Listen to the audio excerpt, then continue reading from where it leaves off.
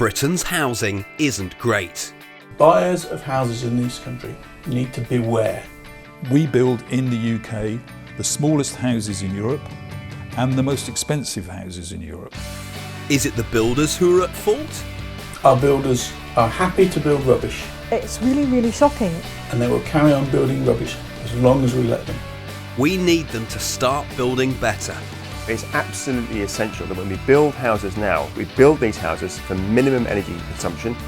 We're going to test houses for airtightness, but we're not just looking at new build.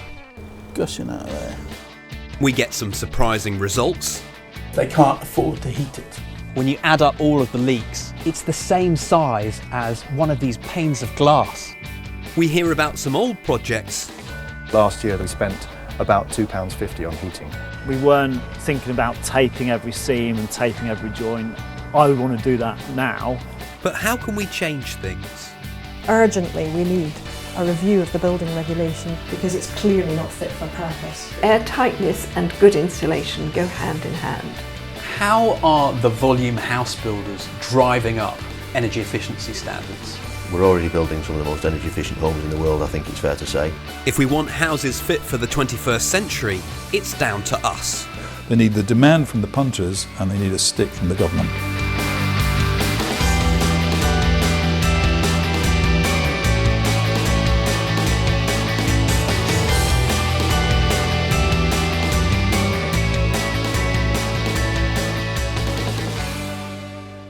For the past 10 years, this is where I've called home. It's a small Victorian terrace house, and it's the first house that we've moved into, my wife and me. Obviously, there are pros and cons. Amongst the pros, there's very little traffic here because it's a dead-end street. We have lovely leafy back gardens, and there's a great sense of community. I want to defrost my freezer, and I have a few items that I'd like stored in your house. Would that be okay? Absolutely fine. On the downside, our view at the front is not ideal, and don't talk to me about parking. Recently, my life has changed too. We have a new addition to the family. Don't we, little munchkin? Yeah? Gonna pop in your dummy? No. It was fine for a couple, but now we've got little James. We need a bit more room, particularly with us both working from home. This used to be my office, but now it's the office come nursery, complete with everything. But as you can see, we need more space. And the question is really, what should our new house be like? We don't need a massive house with lots of rooms that we'll never use. In fact, it's this little fella's future that we're really concerned about. The fact is that the human population is increasing at an alarming rate. This coincides with other species on the planet being driven to extinction. We also live in a world that has a worrying dependence on fossil fuels, which themselves are a finite resource. If all this weren't enough to worry about, the CO2 emissions associated with the burning of fossil fuels are warming our planet and making weather patterns unpredictable. In the worst case scenario, this would cause the polar ice caps to melt, which in turn would lead to devastating sea level rises. The whole situation can get pretty scary, but I prefer to focus on what I can do and how I can use my own personal power. Instead of worrying about the big picture, I want to get my own house in order. One element of this is living in a properly built, energy efficient home, a building fit for purpose in the 21st century. So what do we do when we want to buy a new home? We take a look at our options and we decide on our priorities. Location. Area, and for us, a garden. It's price, it's a location. We have 2 small children, so looking for schools and obviously price. And of course price. It's all led by price. And where do we often end up? At our local estate agents, of course. And it looks like we all want the same thing. I think the top 3 priorities a homeowner will ask when they pop into any local estate agent primarily is location, followed by the price of that property, and then the availability. But I'm worried about the environment, and I want an energy efficient house. What chances have I got? An energy efficient house, that's a very good question, because I think really in a small town like Hertford, we're dictated to by the availability of properties, which are few and far between. With no energy efficient houses available, how can people get them? I think that is very difficult for them to find their ideal eco-friendly house, purely because of the availability, the lack of properties that have been built that way. That's probably more the reserve of the individual self-build purchaser who's looking maybe for an individual plot of land to do something of their own accord along those lines. So am I the only one who wants a house that's energy efficient? That would be something we would look for. It's definitely something that I'd be looking at, saving bills and things in the future. That would be a very important factor. Definitely. I really feel the cold. I should have said that as a number one. Yeah, that was. It's too late now. Yeah, I know. So if we all want energy efficient houses, how do we create them? Over 50% of the energy used in our homes is for heating. Designing a house you don't need to heat was a challenge, but they managed it at the Autonomous House. There's no active heating system, but we have occasionally used a 1-bar electric fire just in the evenings towards the end of January. And on that basis, I think last year that we spent about £2.50 on heating. Mike achieved this with high thermal mass, south-facing windows, super insulation, mechanical ventilation with heat recovery, and by making his home airtight. But what happens in a typical house? We lose a lot of heat. It's somewhere in the region 20–30%. It's actually much more than you think. And it goes through gaps in the windows, around the door, keyholes, and all sorts of little gaps near the skirting boards where the pipes go in. All of that is wasted heat. We've insulated our homes, but missed a key factor. Airtightness and good insulation go hand in hand. Paul Jennings has worked to improve airtightness in homes for 25 years. He knows that cutting out air leaks to the exterior is what makes our homes energy efficient. We do see a lot of cases of very poorly installed insulation with gaps. And, you know, small gaps make big differences. They let air through, they create a thermal bridge where heat can escape more readily. For Paul, airtightness is his obsession. You can fit insulation, but if it isn't airtight, it doesn't work. Paul has been building a Wendy house for my son. Show me what this is, because you've been working really hard on this. It's a training aid. One of the difficulties with airtightness is making it visible to people, to see the difference between good sealing and bad sealing. And that's the purpose of this model. Okay, so this you wouldn't find on the outside of a house? No, it's inside out. Just items that we would find in a room? Yeah, routinely you will find in a house that commonly will leak. And what we're saying is that it's all the little leaks around all of these. You've got cabling, waste pipes, water pipes, conduit, coax. And then on this side, there seems to be a lot more tape visible. What's this one showing? This is the good side. This is examples of good sealing. Here we have a socket, like on the outside, but here we have a airtight box behind it. Ah. Yeah. So it's all the hidden stuff, isn't it? That's what's making the difference. Yeah. And the trouble is, because it's hidden, out of sight, out of mind. Plasterboard has actually made matters worse. When we had wet plaster systems, houses were more airtight. Paul tests buildings for airtightness, and I want to see one of these tests for myself. Hi Paul, how you doing? So what are we up to today? Well, we have this 1950s house, cold, drafty. So we're going to do a test, showing the testing, and hopefully we can help the householder improve. Like so many homes, this property leaks air. But how does Paul's test locate the problem areas? We're going to put our equipment in this door, blow air out of here, come back in where the cracks and gaps are, where the leaks are, exaggerating the drafts so we can find them. So I've taped up this air brick because it's ventilation, we exclude ventilation from the test, but I've been careful not to tape between the grill and the wall because that's a real leak and that will be there day in, day out whenever the wind blows. After closing off all the ventilation points, including windows, doors and the chimney, Paul then seals the kitchen door and puts in his calibrated fan. This will cause air to be sucked through the house, exposing its leaks.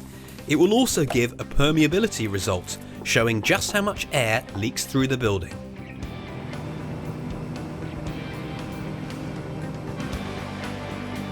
It's not long before Paul detects a major problem. This bedroom windowsill leaks. It's incredible. Look at the way they smoke. You can feel how cold that is. What effect will this be having on the homeowner of this house? They'll be cold. If they try and heat it, their fuel bills will be a lot higher. This sort of cold is really bad news. Poor workmanship is causing a huge draft, which allows cold air in and warm air out. Downstairs, there's another issue, and this one was also caused by poor installation. That's cold there, you know. But what is that? Something that hasn't been finished off? Well, what it looks like is that when they replaced these windows, because these aren't original, the installers didn't finish it off. I mean, look at the way that smoke's gushing out of there. So that's been leaking in air all of this time? For however many years since these were installed. This wall is built blockwork, cavity, brickwork. So there's a 2-inch wide about gap in the middle, and I can feel it.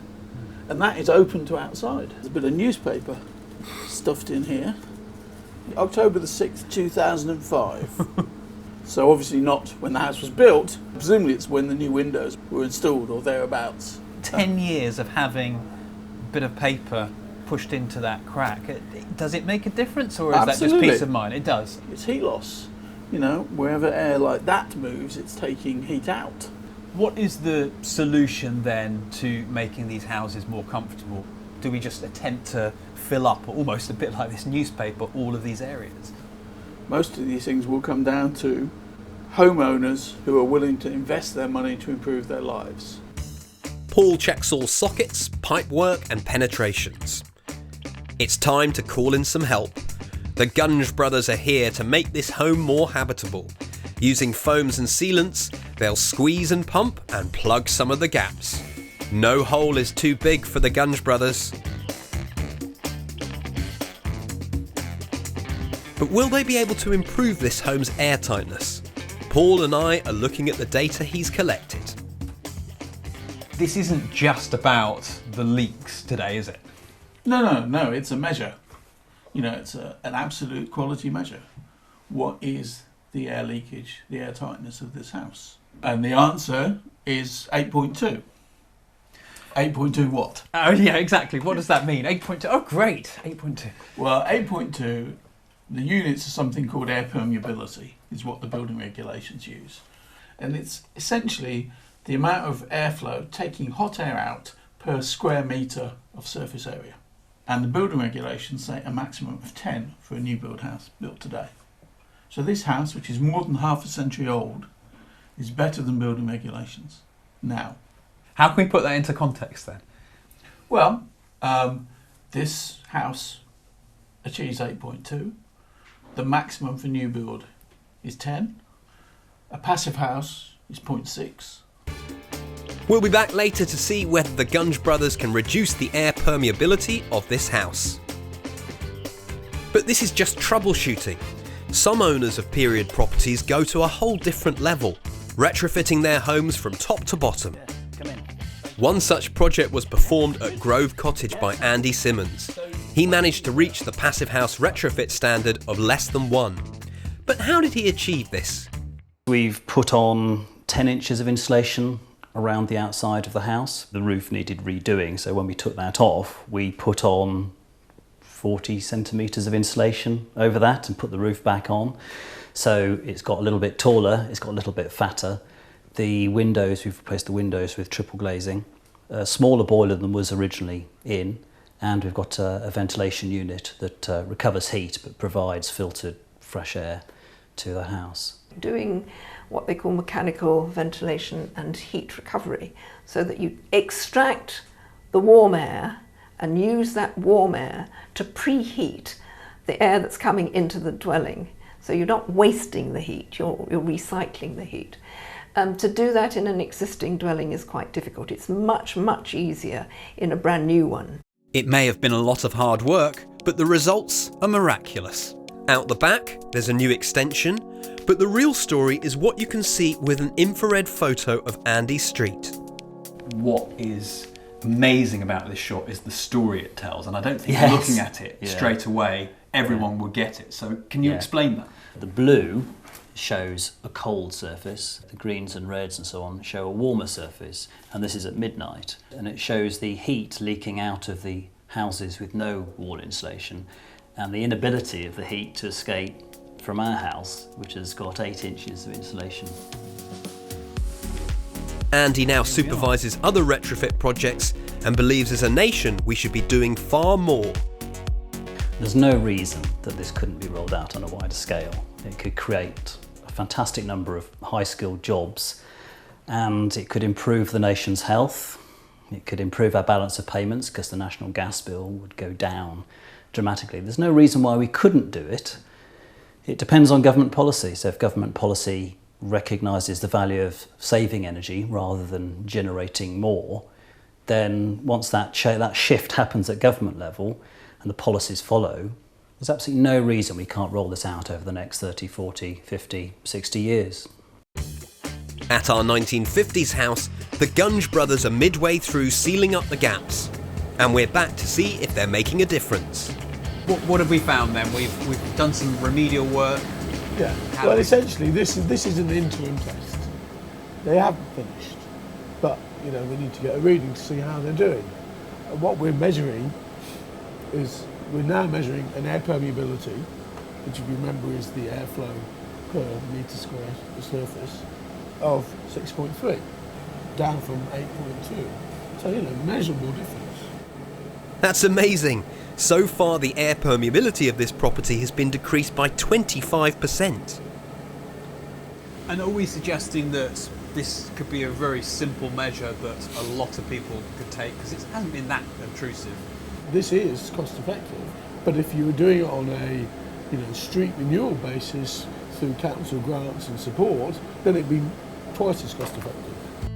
Well, it may have been unobtrusive, but I'm not sure I want to buy a second-hand house and then have to spend more money to make it energy efficient. So where can I get a house like that? Surely new builds are of a much higher standard. Only one way to find out. We're off to test a new build house. It was built in 2006, and the owner, Julia Bennett, isn't happy with her heating bills. In the summertime it's absolutely fine, but in the wintertime it's a really hard to heat house, which is just not what you expect for a house that's less than 10 years old. My backup plan is to wear jumpers, and we have a pile of blankets, and we shut the door and we try and just get cosy in here in the evenings in the winter. So why can't they keep their new terraced home warm? With the vacuum created, Paul's using an anemometer to measure the airflow through various gaps. There are poorly fitting pipes and damage, but it's the door which causes Paul particular concern. Put your hand down there. Oh my God, that's a gale coming in though. It is a gale. We've got this cold air coming in the back of the door.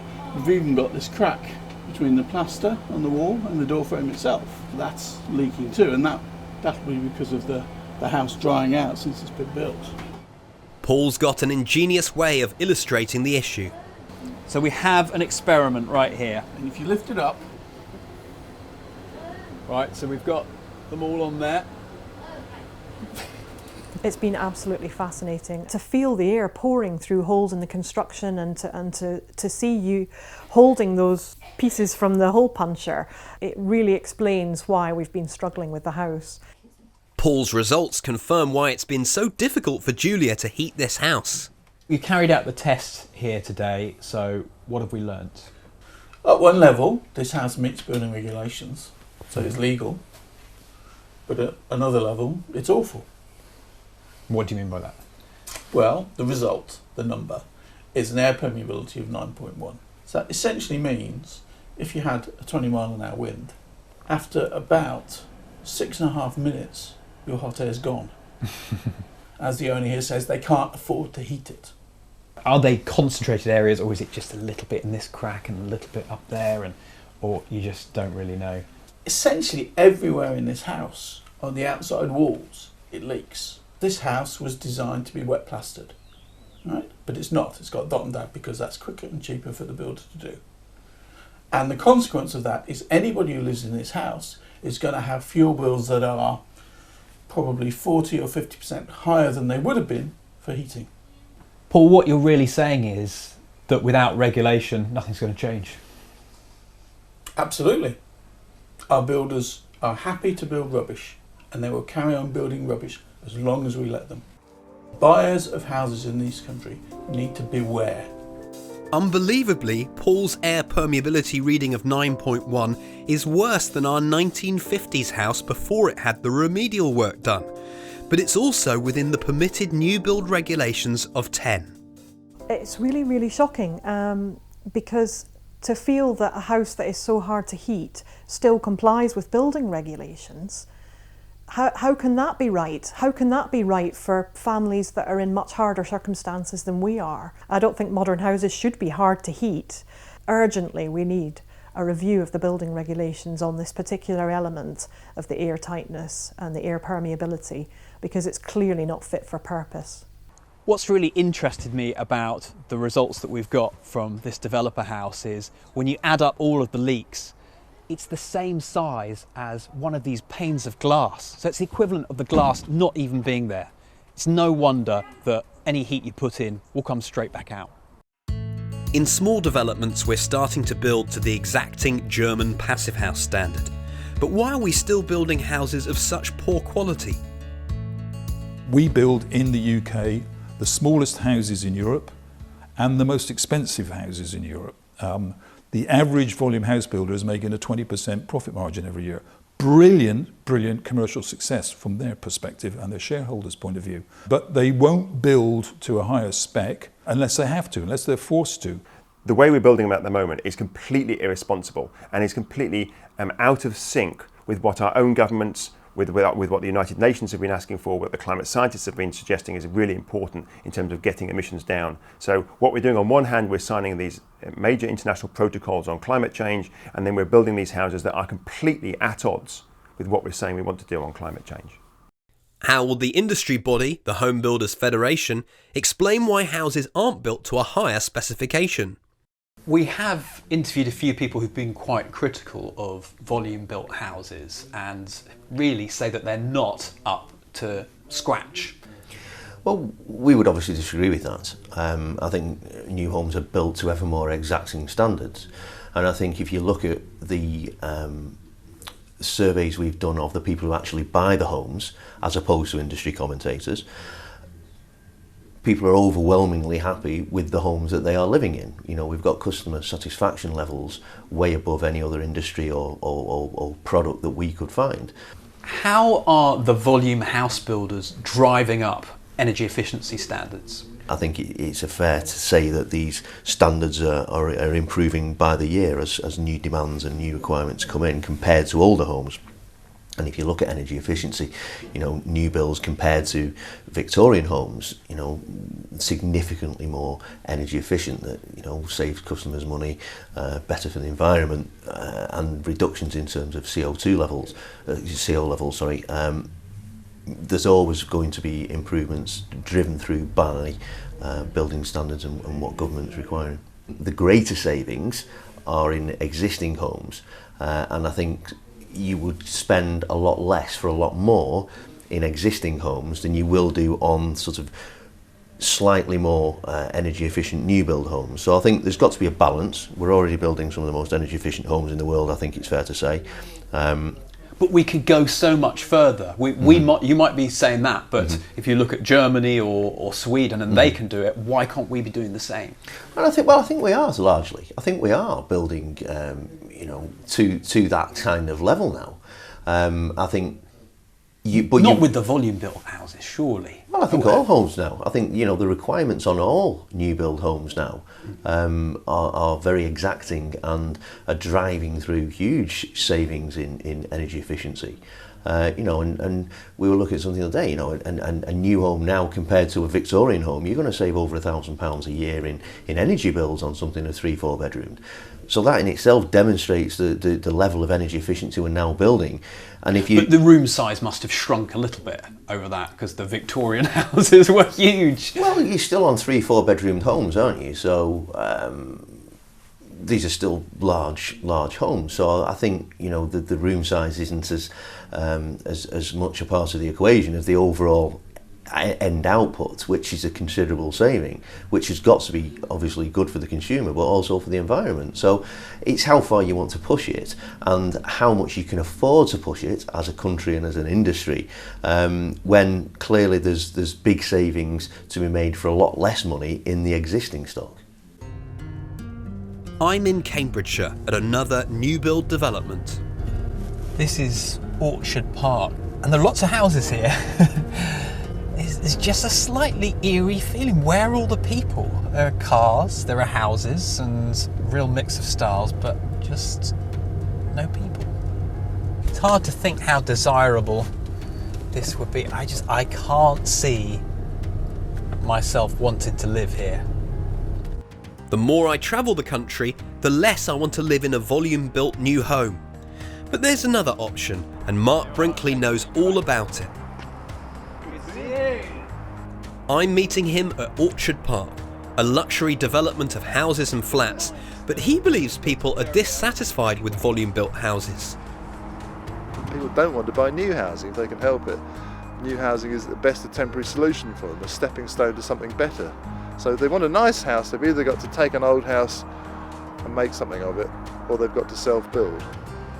Here at Orchard Park, Cambridge City Council has designated a plot of land for self-build, but it's not in the best location.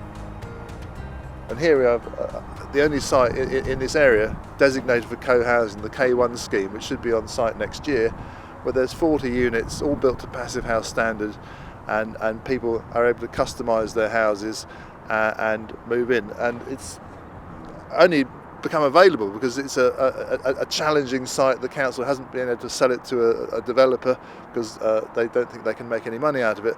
So it's come on at cut price rate for a co-housing scheme.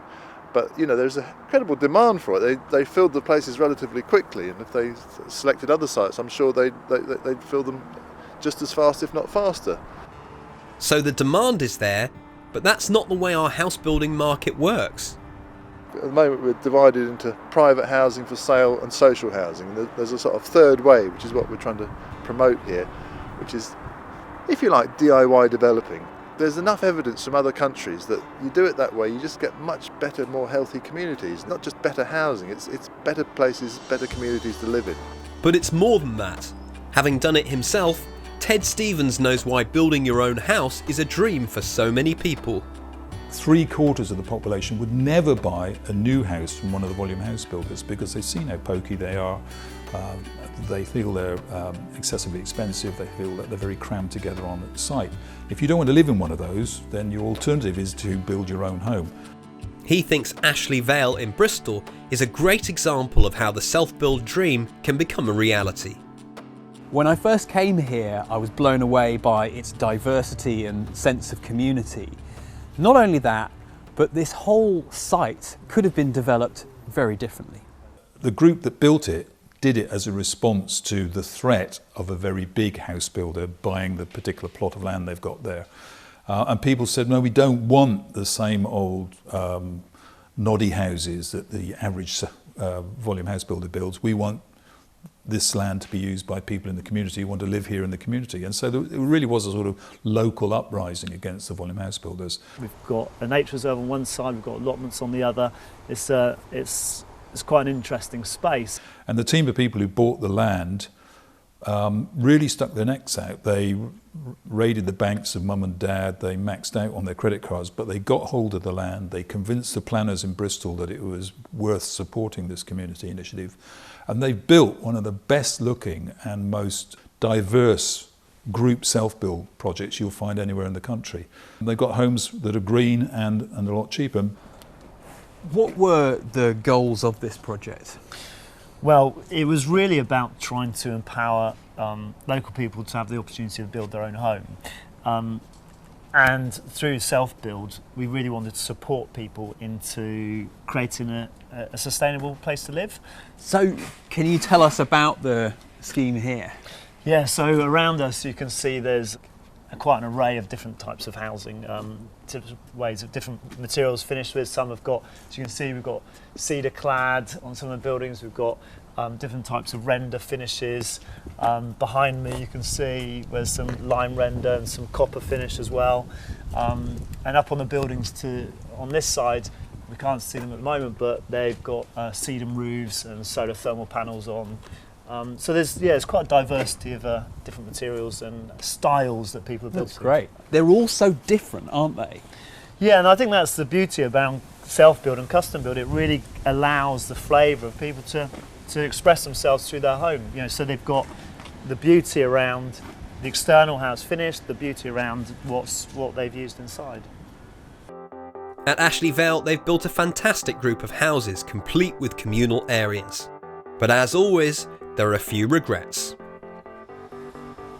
We weren't thinking about taping every seam and taping every joint around, you know, every time a pipe goes to the wall, making sure it's completely sealed. And in hindsight, I'd really, you know, I would want to do that now. Potentially, I'd like to re-look at my property and see if there's ways of doing it. And I think it's really key for anyone that's getting involved in their own project, is to really focus on some of those issues which are going to be much harder to deal with later. Like, you can always change your sofa, you can always buy a better rated fridge in due course. You know, even your boiler you will probably change in due course as well. But getting into the fabric and the construction element of the building is much harder. So that's it, I've decided. I want to do an energy efficient self-build for a whole variety of reasons. What I like is people always seem to do their best with the knowledge and resources they have to hand. And if they can do it here, you tend to think we should be able to do this anywhere. Time for some serious research. I'm at what could be one of the UK's most energy efficient homes. In 2010, Mike Coe moved into the autonomous house. It's so airtight and well insulated that it needs no heating system. But how did he do it? Basically doing everything properly and to a high standard, and that all comes together to give you a house which has a tiny, tiny heat requirement, which can be provided just by passive solar gain, heat stored in the central concrete core, and even down to the body heat of the occupants. We actually help to keep the house warm because it's so efficient. So passionate is Mike, he's opened up his house to other potential self-builders. And he sees no reason why we're not all building in this way. This kind of building should be mainstream. There's really no excuse for building new houses which aren't to the standard of this one, because we desperately need them to be. I'm sold on the idea of my own energy efficient home that will be comfortable, economical and good for the environment. A huge amount of our emissions come from how we live in our houses. So it's absolutely essential that when we build houses now, those houses of course will be there for us to live in for many, many tens, if not even hundreds of years. And during that time they'll be using a lot of energy and potentially emitting a lot of carbon dioxide. That we build these houses for minimum energy consumption, and also, if at all possible, that they actually generate some of their own energy, zero carbon energy, so that these will be zero carbon houses. Gradually, more efficient properties will be more valuable. The challenge is to get our volume house builders to deliver truly energy efficient homes. And we need to free up more land like this for self-builders. It seems crystal clear to me that I need to reach the passive house standard with my new house. All I need to do now is find a plot of land and a good builder.